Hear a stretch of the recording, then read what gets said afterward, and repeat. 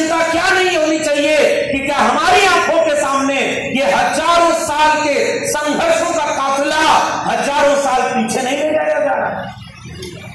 चिंता यहां होनी चाहिए। हमने भी बहुत किताबें पढ़ी है, घंटों हम भाषण दे सकते हैं कि इन महापुरुषों ने कैसे लड़ाई लड़ी, लेकिन आज के महापुरुष कहां बैठे हुए हैं?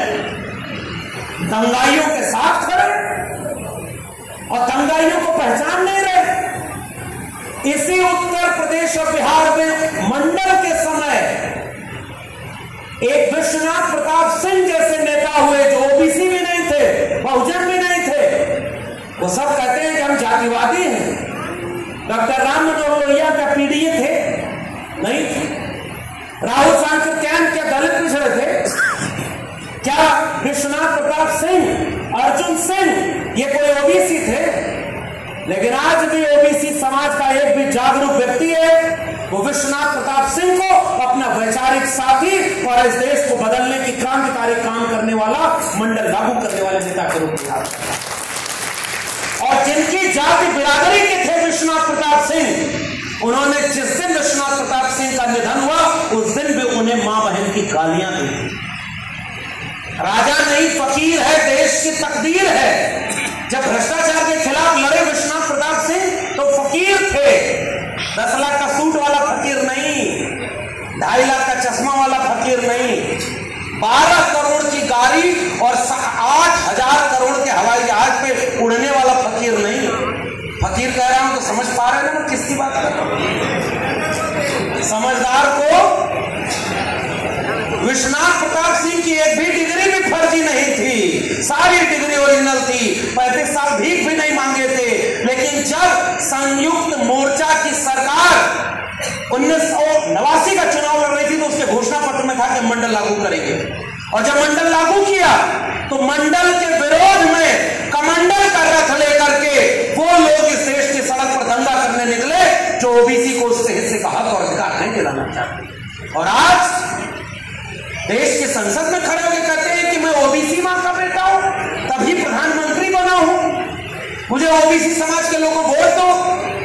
कुल्हाड़ी में लगी लकड़ियों को दिखाकर जंगल को कहा जाता है कि जंगल की लकड़ियों कुल्हाड़ी का साथ दो। देखो कुल्हाड़ी में लगी लकड़ी भी तुम्हारी जाति की तो है। लेकिन एक बात याद रखना, अगर ओबीसी समाज के लोग जाति देखकर नायक चुनेंगे तो जाति देखकर विचारधारा की लड़ाई कभी नहीं लड़ी जा सकती।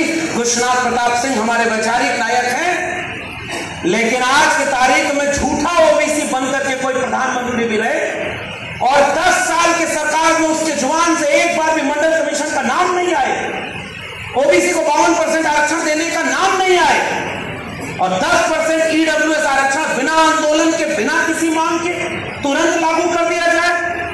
ऐसे ओबीसी को भी हम अपना नायक और अपना साथी नहीं मानते। हम विचारधारा के लोगों को अपना नायक और अपना साथी मानने की बात करते हैं। और आपसे भी गुजारिश करना है, मंडल के विरोध में कमंडल का रथ लेने के लिए चलने वाले संचालक थे और जब प्रधानमंत्री बना हुआ तो ओबीसी बन गए। बच के रहना रे भाई। पहले हम लोग क्या पढ़ाया जाता था, बहेलिया आएगा, जाल फैलाएगा, दाना डालेगा, लेकिन चिड़ियों तुम फंसना मत। फिर क्या हुआ पता है? चिड़िया भी वो सब गाना गाने लगी कि बहेलिया आएगा, जाल फैलाएगा, दाना डालेगा, चिड़ियों तुम दाने में फंसना नहीं, जाल में फंसना नहीं। और ये गाना गाते गाते लालच में, कुर्सी के लालच में या नौकरी के लालच में उसी जाल में जाकर के सारी चिड़िया फंसती चली गई और बहेलिए का काम आसान कर दिया। बताइए इशारा समझ रहे हैं कि नहीं समझ रहे? या एक बार पलटी मार के बताऊं?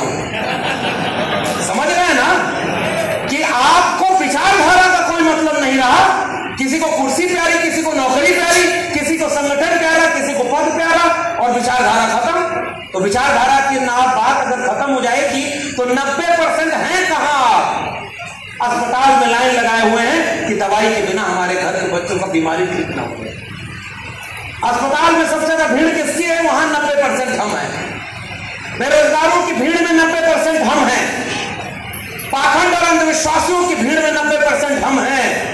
दंगाइयों की भीड़ में 90% हमारे लोग हैं और उनके लोग 10% आबादी पता नहीं है भी कि नहीं, 90% प्रोफेसर हैं, 90% जज हैं, 90% वकील हैं, 90% ब्यूरोक्रेसी में है, मीडिया में है, और देश को लूट करके देश को विदेश में भाग जाने वालों में, और हम 90% कहां? ये कुछ सवाल मैं आपके सामने छोड़कर जा रहा हूं कि कमंडल और मंडल की लड़ाई में अगर आप अपना दुश्मन नहीं पहचान पाए, तो कभी कोई कमंडल की रथ पर हनुमान बना तो आज वो ओबीसी बन के वोट मांग लेता। और आजकल बिहार में तो नए नए हनुमान भी आ गए हैं। आज बिहार कहां खड़ा है? मैं बिहार की इस मिट्टी को सलाम केवल इसलिए नहीं करता कि इसने वैचारिकी में हमें हिम्मत दी, बुद्ध से लेकर के जगदेव बाबू तक, कर्पूरी ठाकुर से लेकर के तमाम लोगों के संघर्षों, त्रिवेणी संघ के संघर्ष को, बिहार को आज भी हम याद करते हैं तो महागठबंधन सरकार की जाति जनगणना करा के जिसकी जितनी संख्या भारी थी उसको उतना हिस्सेदारी दिलाने का काम करने के नाते हम बिहार के उन तमाम लोगों को सलाम करना चाहते हैं। और पहचानिए कि वो आरक्षण बढ़ाने